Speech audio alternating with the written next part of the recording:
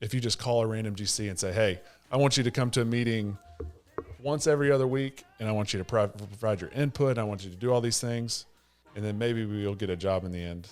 There'd be a lot of them who'd be like, no, we're not doing that. But that's kind of going back to the relationship we have of, making sure that, I have your best interest in mind and you in mind as well. There's a lot of trust that goes into that of, hey, I'm hoping you don't, come at the end and screw me and then. That's what Braden and I are doing. Yeah, too. I know. Yeah.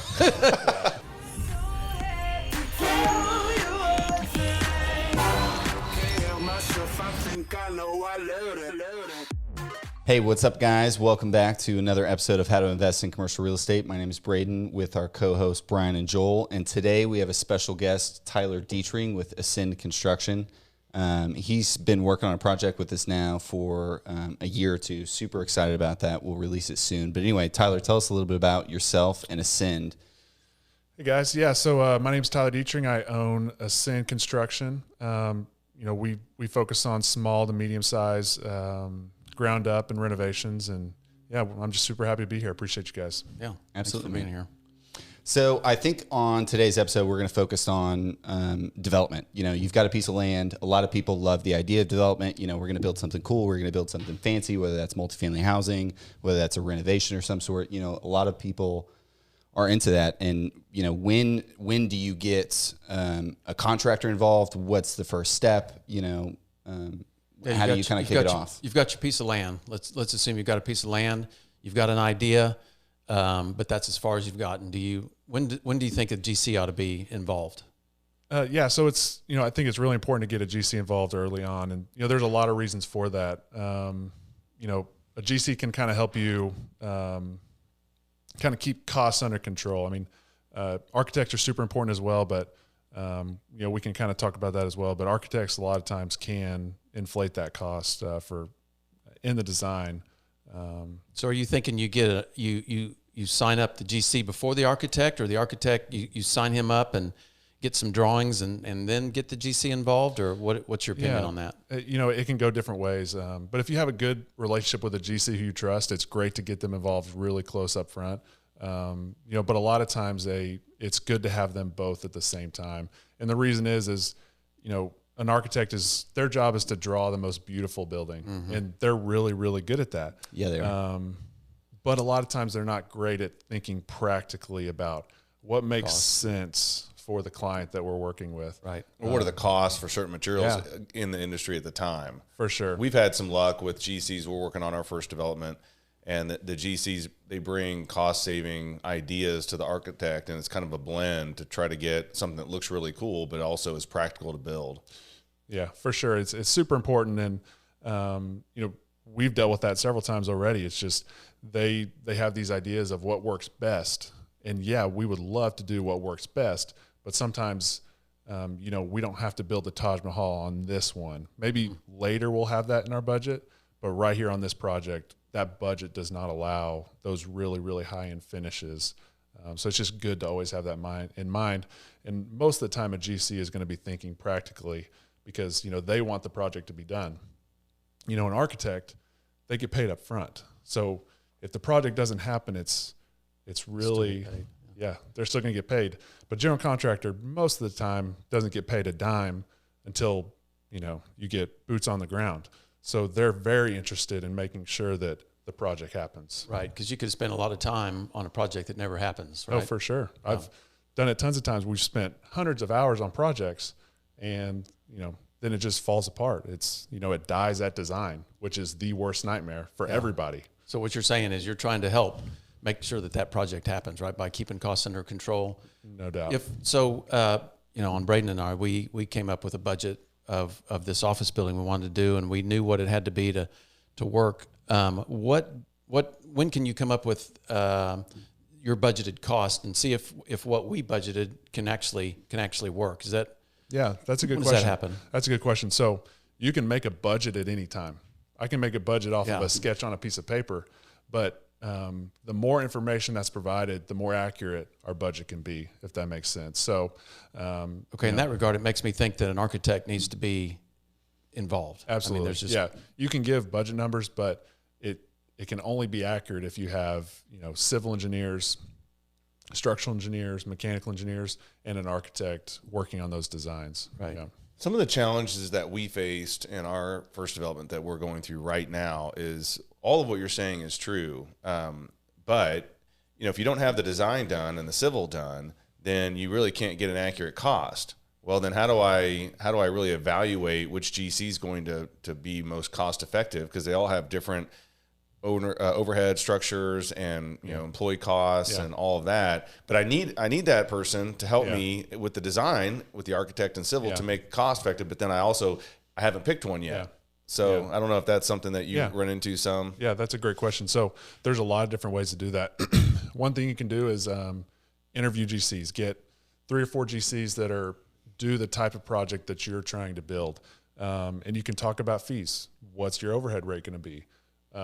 If you guys establish an overhead rate, let's say it's 5 to 7%, whatever it is, you say, okay, our overhead's going to be 7%. And then from there, you're just bidding out the project to the subcontractors, and whatever the subcontractor's cost is, the markup for the GC is at 7%.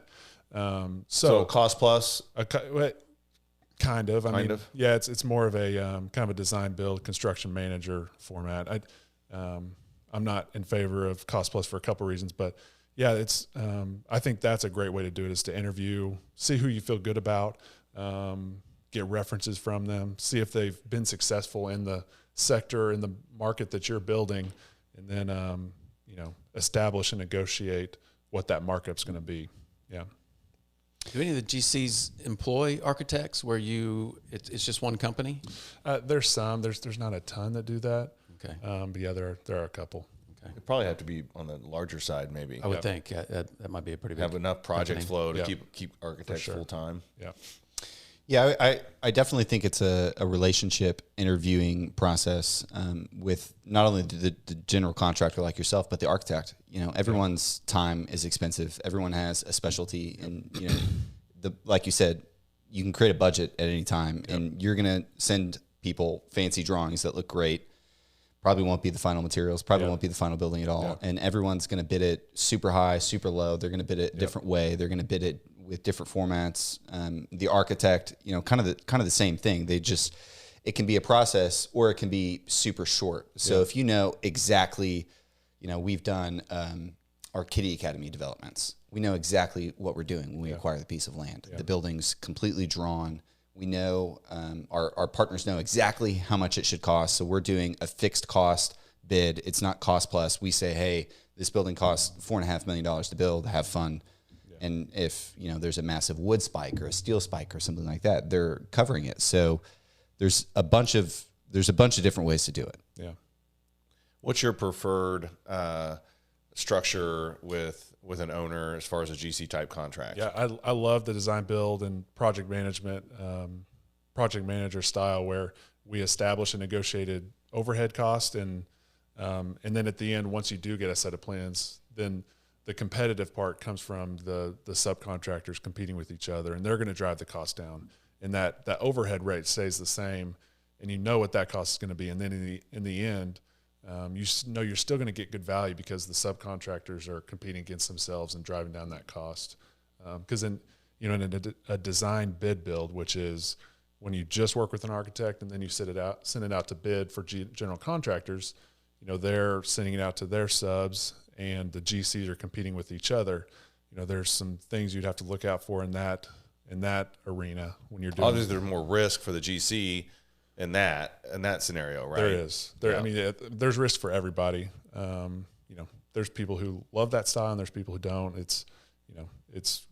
We operate under that as well a lot, but definitely preferred is to be working from the beginning and establish that relationship. We really want to have a great relationship with who we're working with. So when do you start charging, if you do that scenario where you're charging an overhead for the size of the project? Yeah. In our experience and what we have done is it's not until we get boots on the ground and we've started actual construction. Unless it's a true design build and we've brought the architect to the table, then, we are a subcontractor, or the architect's actually a subcontractor for us, and so they would be billing us and we'd be paying them. But Gotcha. yeah. But as far as if, an architect and a GC is brought to the table at the same time, then, you know, a GC is not getting paid until actual construction starts. So, you know, that could be a big risk for a GC. And I think it's advantageous though for the owner in that scenario for sure to get the advice and the consultation of a GC through that process and not be on the hook to pay until you actually get going. And it, you know, and that's going to be hard to find, to be honest, because if you just call a random GC and say, hey, I want you to come to a meeting once every other week, and I want you to provide your input, and I want you to do all these things, and then maybe we'll get a job in the end. You know, there'd be a lot of them who'd be like, no, we're not doing that. But that's kind of going back to the relationship we have of, you know, making sure that, you know, I have your best interest in mind and you in mind as well. There's a lot of trust that goes into that of, hey, I'm hoping you don't, you know, come at the end and screw me and then. That's what Braden and I are doing. Yeah, to I you. know. Yeah, we're not planning on screwing to you, but screwing you. But we asked you to attend meetings and everything else, and we're gonna have to make sure that building happens. there you go. The big thing with development, right, is it's a big risk for everyone. It's a bit for everyone, it seems, but the architect, because it's a big risk for everyone because everyone's spending a massive amount of time. And nobody knows if it really is going to happen. Nobody knows until the loan is fully approved, the equity is fully funded. You know, you've got a complete set of permits. You've got a complete set of drawings, which is, I mean, it's all insanely expensive and time consuming. So like you're saying, you got to focus on the relationship. And I think that's kind of the theme is, you know, you've got to be interviewing people. You've got to be spending time with people and checking it out. You know, because you can't just go, I don't know, it seems like there's some massive pitfalls. You know, somebody could just be underbidding the crap out of this thing. You know, hey, this is going to be 20% under, even though they know once they get the project, it's going to, you know, they're going to change order the crap out of it. You know, maybe that's it. Or, for sure. You know, there's got to be some other major. That leads us into the next question I had. First of all, we're new at development. You're new at development. I'm new at development. We're figuring this out. But what somebody told me before I got into it, and I'll tell everybody listening, is it's going to take longer than you think, and it's going to cost more than you think. And those have both come true for the project that we're doing. Now, I think the project's still going to be great and it's still going to go, but keep that in mind. But as Braden was alluding to, what are, from a GC standpoint, some of the risks or pitfalls that owners can run into? Are you talking about pre-construction or during construction? Either. Yeah. You know, pre-construction, obviously, the worst thing that could happen is you could get to the end and the project doesn't happen, right? You pay a ton of money, you put all this time in, you put all this energy and resources, and then the project's out of budget for whatever reason. Well, that almost happened with the one that we're working on, because I was under an impression that lenders were going to do a certain loan, LTV, interest rate, and was really assured of that almost, given even a term sheet from lenders.